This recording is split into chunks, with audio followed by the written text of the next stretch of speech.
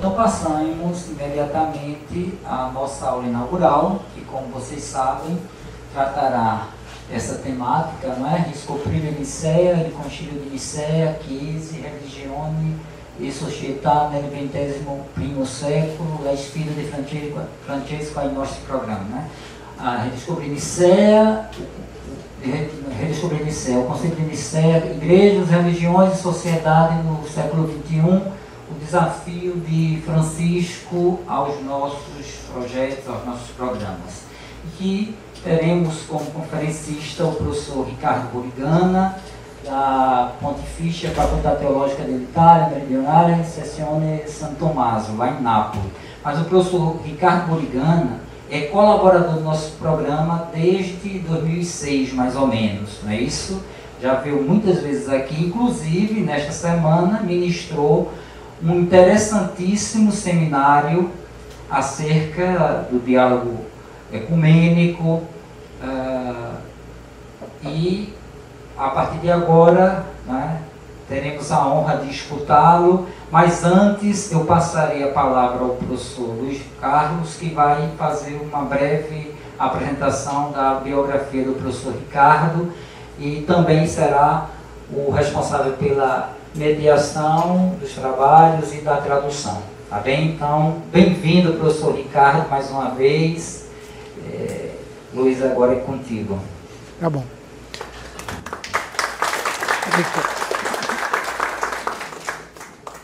Ricardo Borigana, né, esse o Czinho, né, a gente na Itália precisa pronunciá-lo, Ricardo Borigana,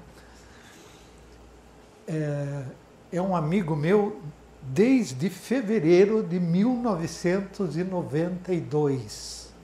Então nós estamos comemorando 32 anos de amizade, de colaboração científica e de tantos e tantos projetos ligados àquilo que é a área da história da igreja, a história das religiões, a história do movimento ecumênico e, nesse momento, um projeto novo que ele vai apresentar durante a aula inaugural e que o colegiado aprovou há pouco, né? Porque é um projeto de colaboração internacional com a Pontifícia Faculdade Teológica da Itália Meridional, quer dizer, o sul da Itália, em Nápoles. Ele mora em Florença, ele é fiorentino de nascimento, mas ele já morou muito tempo em Bolonha, onde nós nos conhecemos, morou também, trabalhou em Veneza, mas morava pertinho de Veneza. E desde 2004 ele vem ao Brasil. Em 2004 eu ainda era professor visitante lá na Federal e já fiz um congresso internacional, ele veio naquele congresso. Eu passei para cá a convite do professor Newton e a partir daí o Ricardo, a cada 2 anos, antes da pandemia, ele vinha. E fizemos 2 importantes projetos internacionais, um sobre os 500 anos da Reforma, que veio gente de fora, veio gente do Brasil todo, foi um projeto, né, importante. E depois, ele, na Itália, organizou em 2019 um projeto que também teria uma versão brasileira, mas a pandemia cortou, que foi sobre o Concílio de Florença. Foi aquele concílio no século XV, que tentou reunir novamente as igrejas, a Igreja do Ocidente, que naquela época era, né, a Igreja de Roma, com as igrejas do Oriente, depois daquela ruptura de 1054. Bom, isso para dizer que ele hoje brincou que não tem o telefone do Papa no bolso, e eu disse que do patriarca de Constantinopla, se passar por ele na rua, para e o abraça, porque sabe muito bem quem ele é. Ele é consultor para a área de ecumenismo da Conferência Episcopal Italiana e também foi convidado e está trabalhando no comitê que está organizando o Jubileu Extraordinário de 2025. Então, eu acho que com isso dá para ver que, né, há uma amizade. Somos muito amigos, os filhos dele me chamam de tio, né, e também, quando ele chega aqui no Brasil, a minha família, né, todo mundo gosta muito dele. Ricardo, a palavra è sua. Buonasera a tutti, io parlerò in italiano perché vengo da Firenze e avendo studiato con Luis Carlos non ho imparato una parola in brasiliano. Péssimo professor. Porque ele me traumatizou logo no primeiro dia que eu o conheci. Vocês imaginem, eu fui estudar em Bolonha por um ano, que era um dos 3 maiores institutos de pesquisa na área de história da igreja no mundo, e me levaram, era uma grande biblioteca, uns 500 mil volumes, compravam 1.500 volumes por semana, era uma coisa impressionante. E tudo era a biblioteca. Os livros organizados de tal maneira que tinha salinha, formavam salinhas, você trabalhava ali dentro. Eu entro nessa salinha, me levam lá, me apresentam para o doutor Ricardo Burigano, ele já era doutor naquele momento, e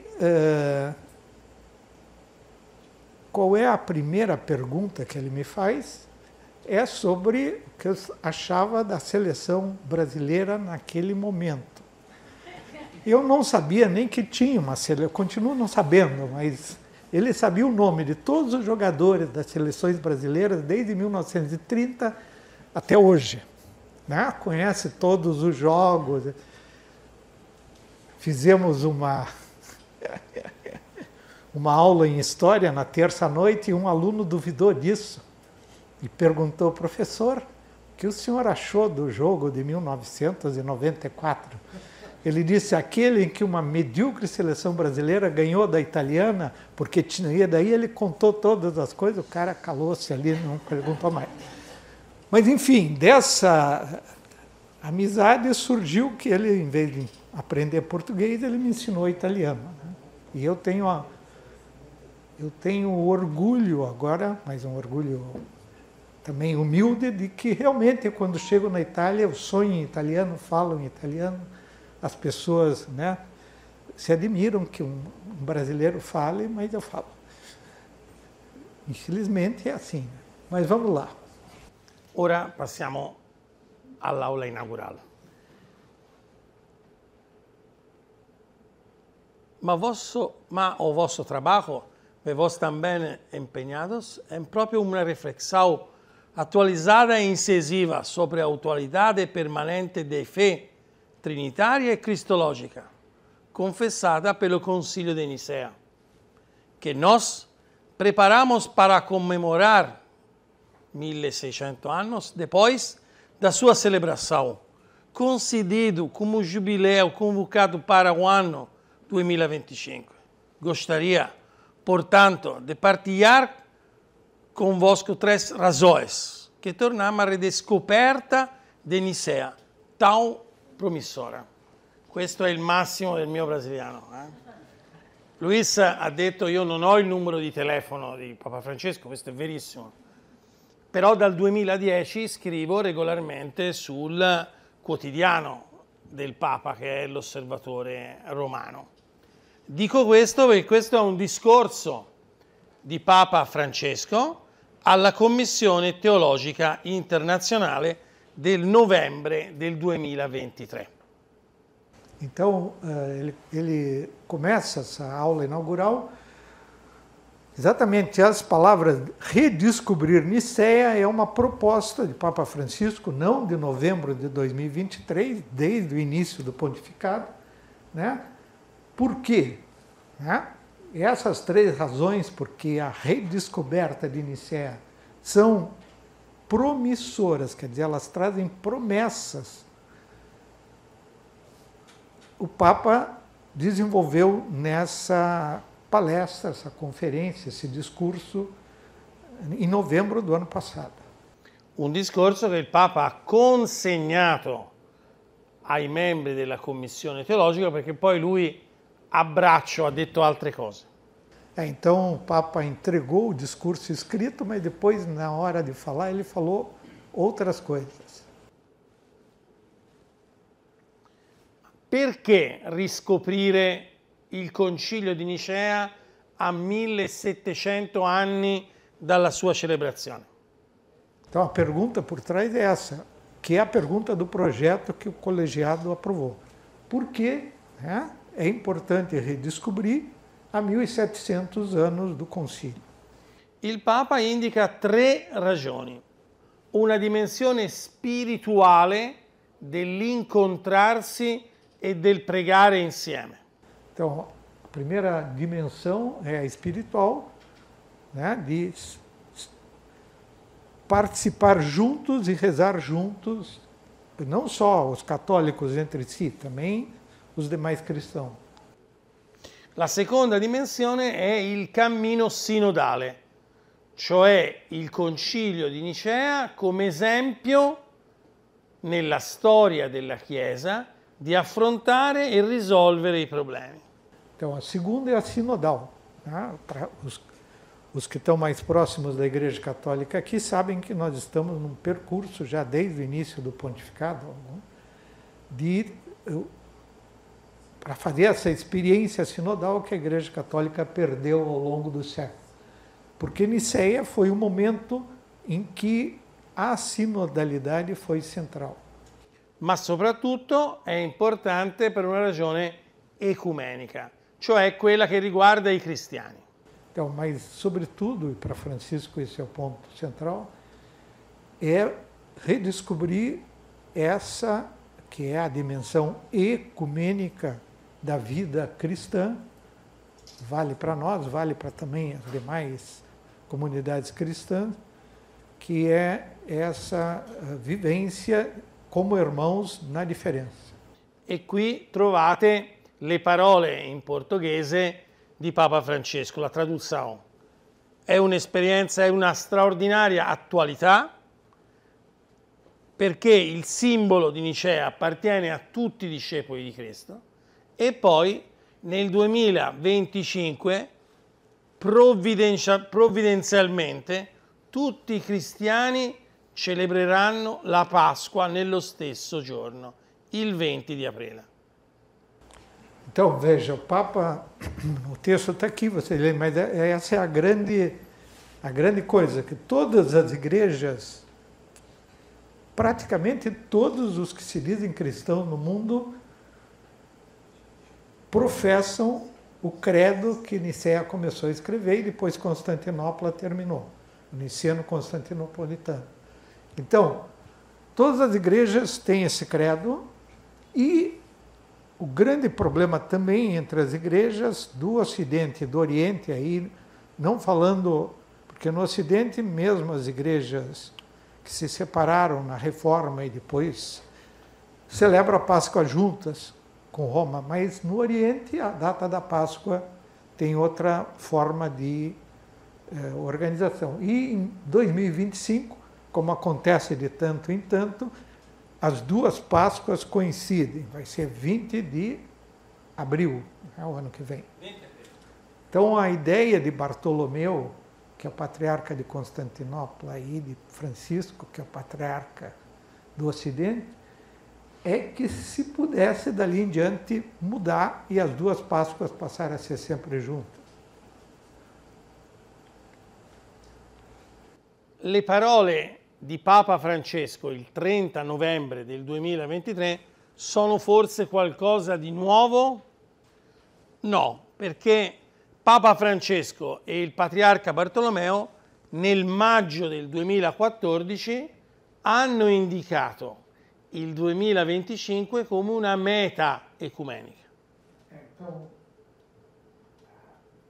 isso que o Papa disse em novembro do ano passado é uma coisa que desde 2014 ele e o patriarca, né, Bartolomeo Bartolomeu já tinham se proposto pensando nessa data de 2025. Né? Ele esteve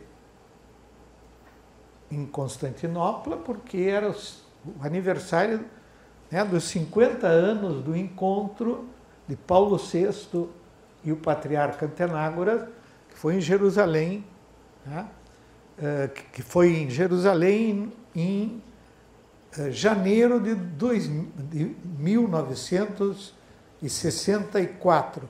Eu só quero recordar isso, que até eu, de vez em quando, preciso recordar essa coisa.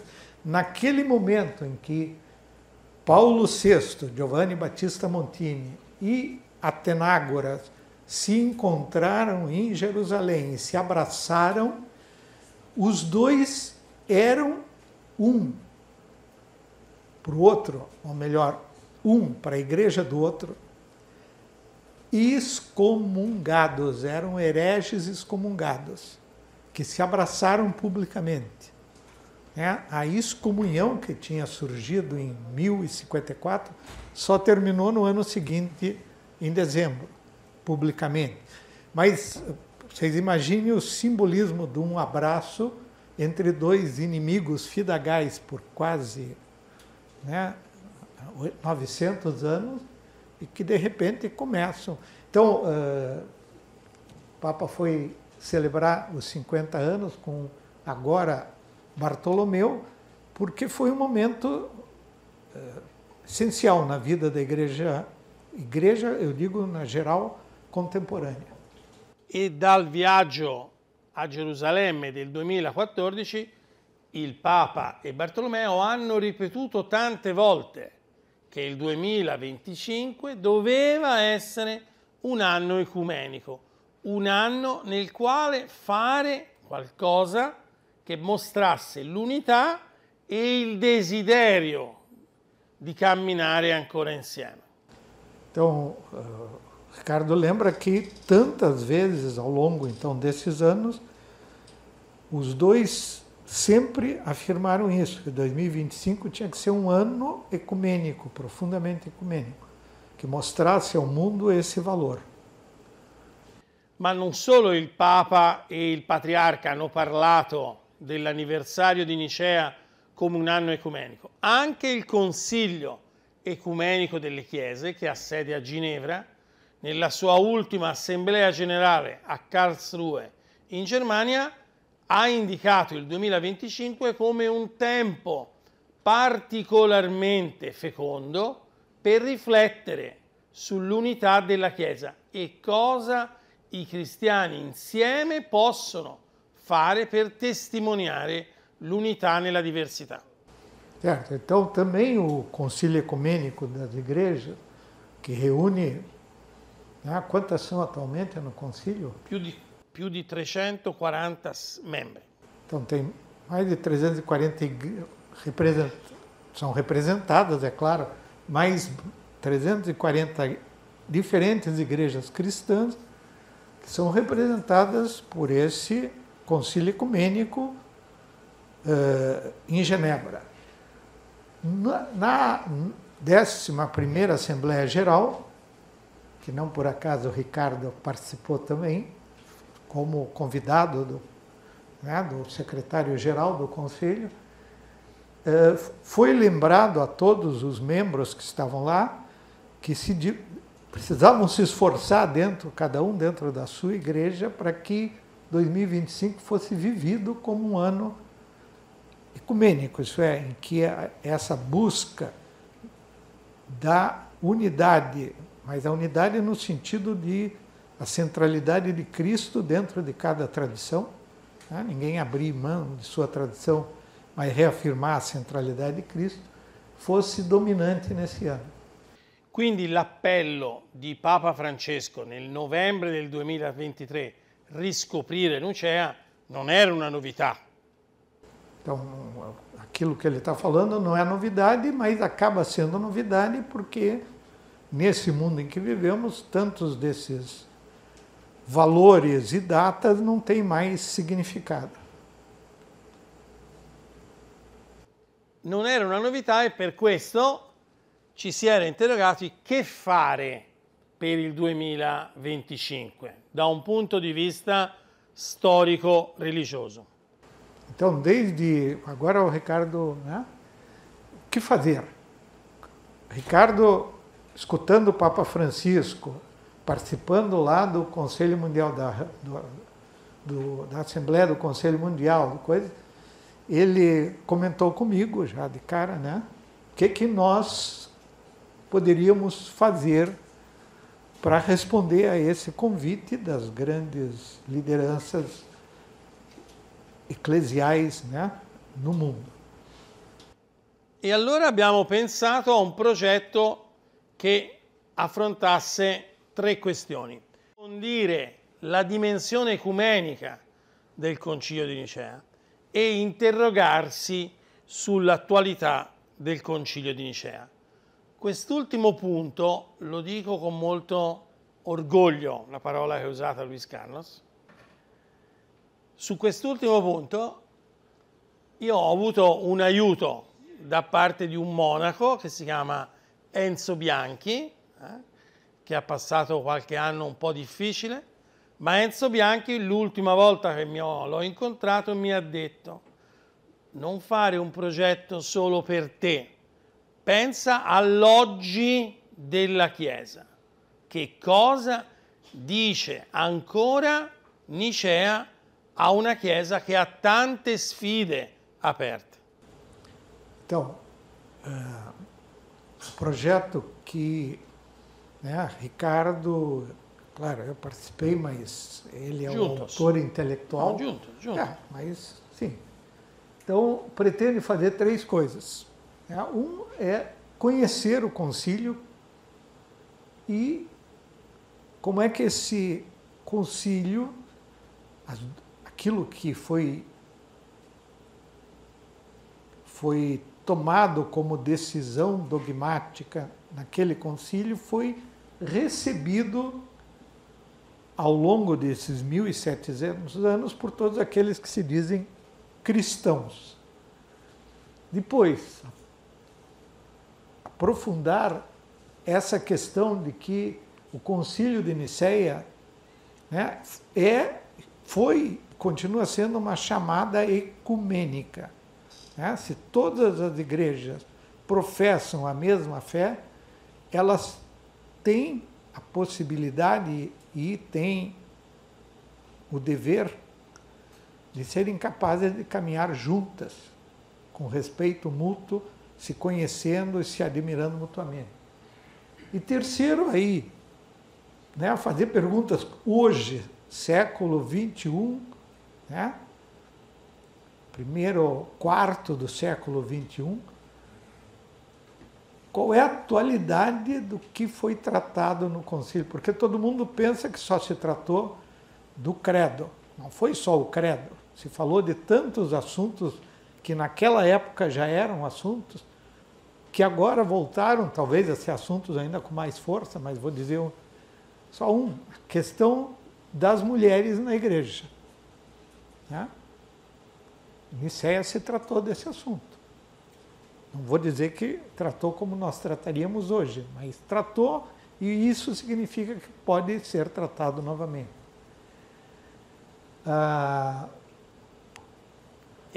E questo, Luis, in un anno particolare, il 2025, dove ci sarà il grande giubileo, il Patriarcato di Romania farà 100 anni, 100 anni dalla morte del patriarca Tikhon della Chiesa russa, ucciso dai comunisti, e chissà come verrà ricordato, e poi sono 500 anni dalla guerra dei contadini, dalla interpretazione marxista della riforma. Quindi un anno pieno di anniversari, e poi ce ne sarebbero tanti altri, ma questi sono quelli storici e ufficiali. Sim, então ele lembrou, né, o jubileu, porque a Igreja Católica celebra a cada 25 anos, mas também tem, às vezes, jubileus extraordinários. Mas é o jubileu de 2025. O Patriarcado da Romania está fazendo 100 anos, porque ele foi restabelecido no ano de 1925, né? E vai ser celebrada a morte desse patriarca que era da igreja de Moscou, da igreja ortodoxa patriarcado de Moscou, que foi assassinado realmente pelo... Estava a tomada do poder pelos comunistas, levou a uma perseguição religiosa. E depois a uma manipulação religiosa que nós discutimos bastante no curso hoje.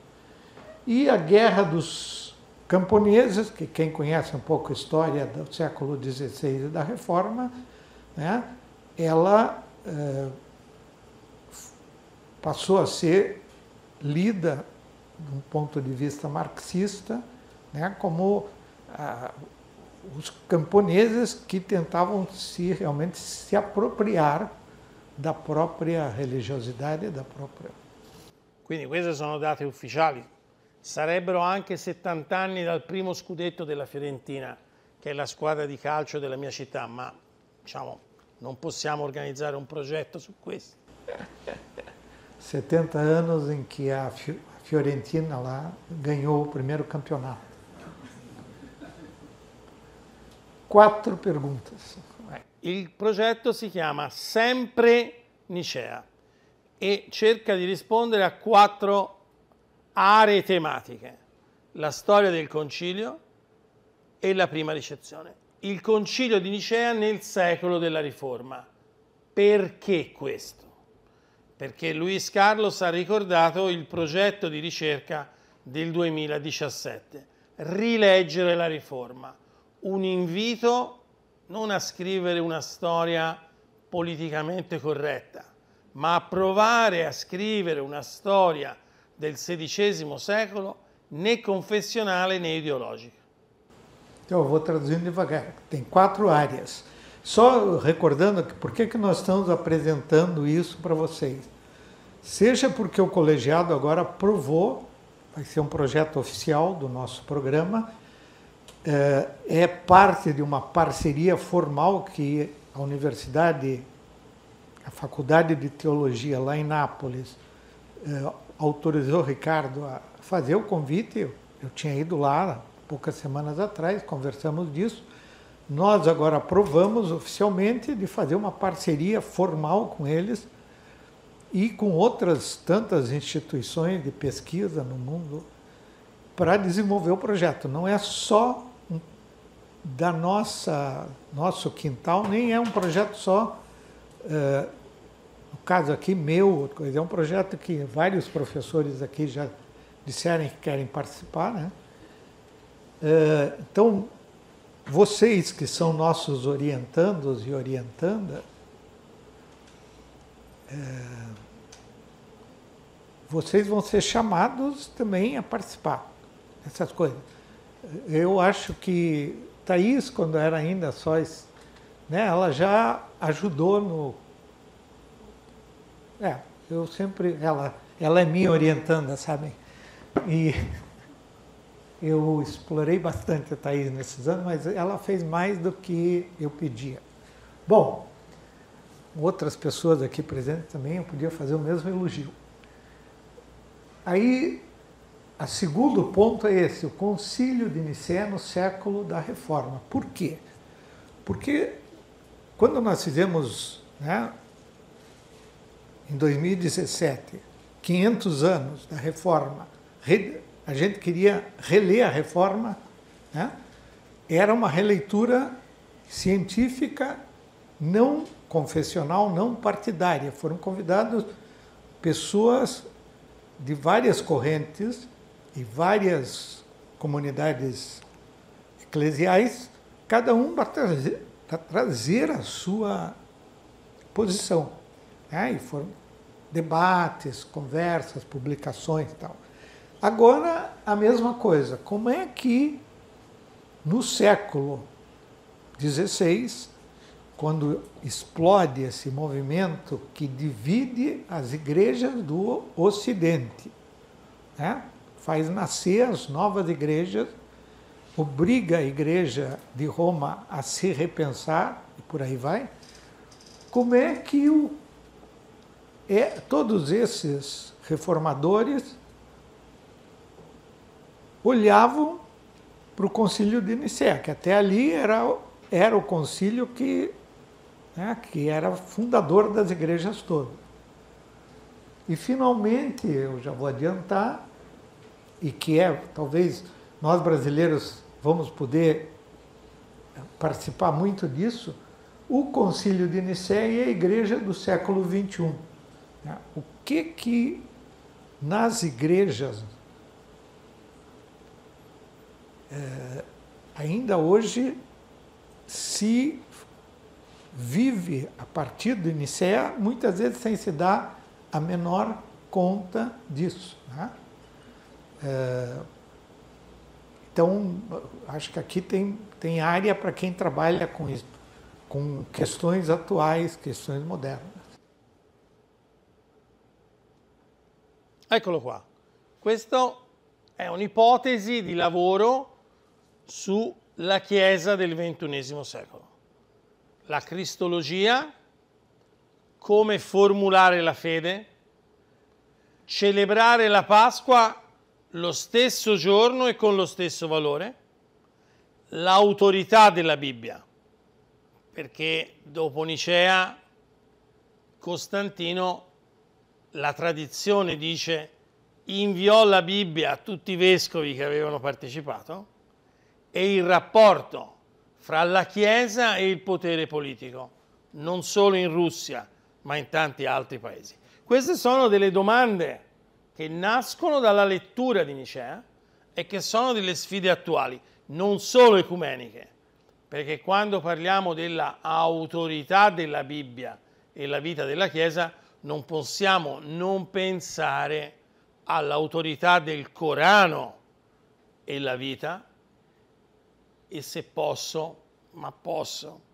non pensare a come in questi ultimi mesi alcuni in Israele leggono l'Antico Testamento per giustificare la strage di Gaza. Certo. Então, o Ricardo põe aqui aquilo que nós pensamos que poderiam ser os grandes temas, né? O tema da cristologia, quer dizer, a figura de Jesus, a questão das fórmulas de fé, né?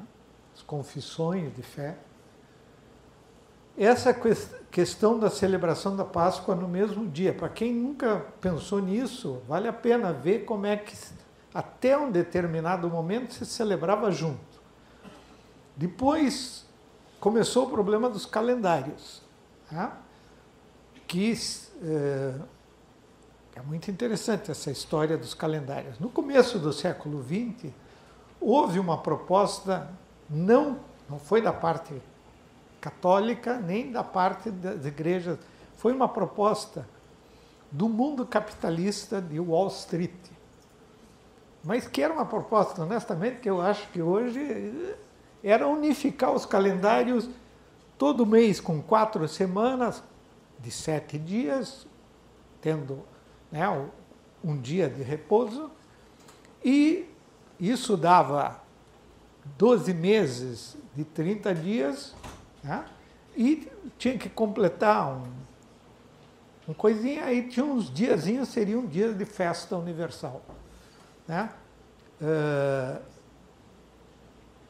Qual era a vantagem para os capitalistas disso? A contabilidade ficava mais fácil, né? Os livros bancários dos bancos, das empresas, das coisas. Aí um monte de gente achou que ficava mais fácil as universidades, né? Aulas, férias, essas coisas, tudo organizadinho, não precisava ficar fazendo. Só que para isso, cada uma das igrejas vai ter que abrir mão de alguma coisa. Se a igreja de Roma e de Constantinopla, para não falar das outras, tomasse a decisão de vamos escolher uma data fixa da Páscoa, ela tem que estar dentro da tradição proposta de Nicéia. Implica que, na verdade, Roma vai ter que abrir mão do calendário gregoriano do século XVI né, e aceitar o calendário juliano corrigido que Constantinopla começou a usar a partir do século XX, que funciona. Bom, mas isso só para vocês verem que tem, depois a questão da Bíblia, né, porque nós estamos assistindo hoje essas leituras, né, de fundo, na verdade, político e pouco, não científico no sentido, mas pouco respeitosa realmente da história dos textos, da coisa, que justificam, por exemplo, o massacre que está acontecendo em Gaza, né, da parte não do povo de Israel, mas do governo que representa o Estado de Israel. E são todas questões, né, que envolvem exatamente essa mistura do poder político com o poder religioso, da tentativa do poder político de usar a religião como instrumento di manovra. L'ultima parola, sempre su questo.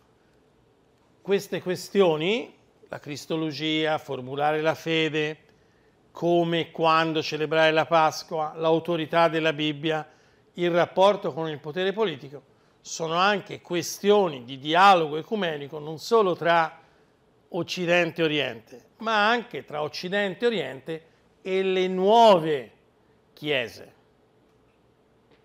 Pensiamo a come le nuove chiese celebrano la Pasqua, in maniera molto diversa da come in Oriente e in Occidente per secoli. E questo può essere un'occasione per discutere oggi, così da vivere domani una Chiesa che testimoni che è possibile vivere in piena comunione, ricordando e mantenendo le proprie identità, non contro l'altro, ma unite nella gioia di annunciare Cristo. Então, Ricardo, lembra isso, que todos esses temas, no século XXI, eles exigem daquelas igrejas, né, do Ocidente ou do Oriente, que tem mais tradições, que agora se confrontam com as chamadas novas igrejas, né, e com a nova forma de religiosidade do século XXI, e principalmente em torno da celebração da Páscoa, que não é só uma questão de data, mas é uma questão também da maneira de celebrar. Grazie.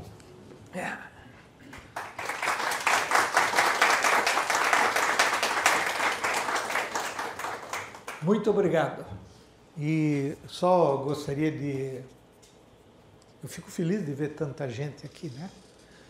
Estamos todos felizes, porque mesmo que não estejam todos os estudantes, já tem agora uma quantidade realmente que a gente pode chamar o reitor aqui e ele vê, olha quanta gente. Né? Uma coisa é ele saber, outra coisa é ele ver. Sì, una cosa è sapere, una cosa è vedere.